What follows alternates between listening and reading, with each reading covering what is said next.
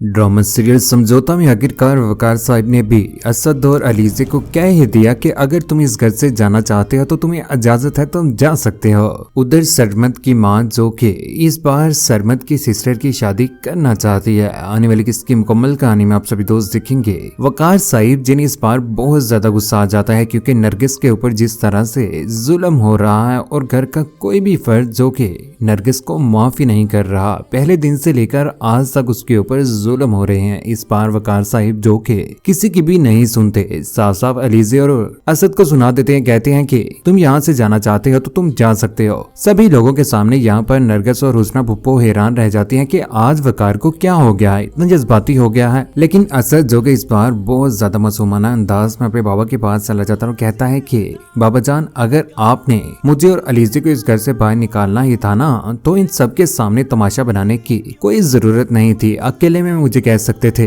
यहाँ पर फौजिया जो के हैरान रह जाती है कि असद के साथ इस तरह से जुल्म हो रहा है। वकार साहिब बोल पड़ते हैं, कहते हैं कि देखो हम सब ने अपनी अपनी बर्दाश्त को आजमा लिया है, बेहतर है कि आज फैसला हो जाए। तुम जाना चाहते हो तो जा सकते हो। लेकिन इस बार हुस्ना और नरगिस दोबारा से इस मामले को हैंडल करने की कोशिश करेंगे। लेकिन फौजिया जो कि अपनी बेटी का घर बसाना ही नहीं चाहती, तबाह करना चाहती है, उसे समझ ही नहीं आ रही कि उनके घर में आकर उनके घर में किसी किस्म की कोई भी बात करने की उन्हें किसी किस्म की जरूरत ही नहीं है। दूसरी जानिब जुहेब को भी डर पड़ चुका है। यहाँ पर मेरीन के पास खड़ा होकर कहता है कि ये बिल्कुल भी ठीक नहीं हो रहा, जो कुछ भी हो रहा है। देखो ना, बाबा को ऐसे बिल्कुल भी नहीं करना चाहिए था। हालांकि असद भाई हमेशा से उनके फेवरेट रहे हैं, लेकिन उनके साथ इस तरह से रिएक्ट करे, मुझे यकीन नहीं आ रहा कि ये हो क्या रहा है। यहाँ पर जुहेब कहता है कि मुझे तो अब डर लगना शुरू हो चुका है। मेरीन बोल पड़ते कहती है कि ये तो जुहेब, अब तुम खुद ही सोचो ना कि अगर उनको तुम्हारे ऊपर गुस्सा है ना तो वो सोचेंगे नहीं, यकदम घर से निकाल कर बाहर फेंक देंगे।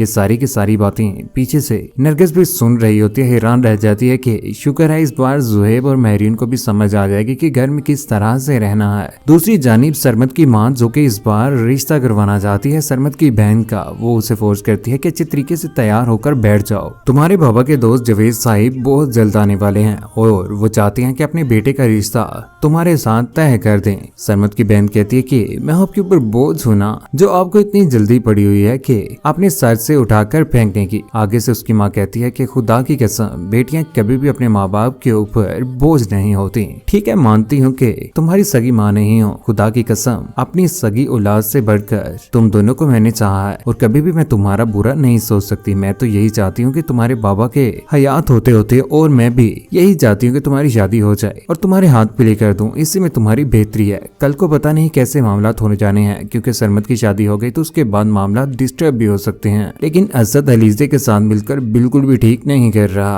अपने ही घर को तबाह करने की कोशिश कर रहा है। और उधर अलीजे की माँ का बुरा अंजाम कौन कौन देखना चाहता है, और रुहेल और शानज़े को एक दूसरे के साथ खुश कौन कौन देखना चाहता है, नीचे कमेंट सेक्शन में अपनी मोहब्बत भरी राय का एहसान जरूर कीजिएगा। चैनल को सब्सक्राइब करने के बाद बेल का बटन जरूर दबाइएगा। अपना ख्याल रखिएगा, दुआ में याद रखिएगा। अल्लाह हाफिज।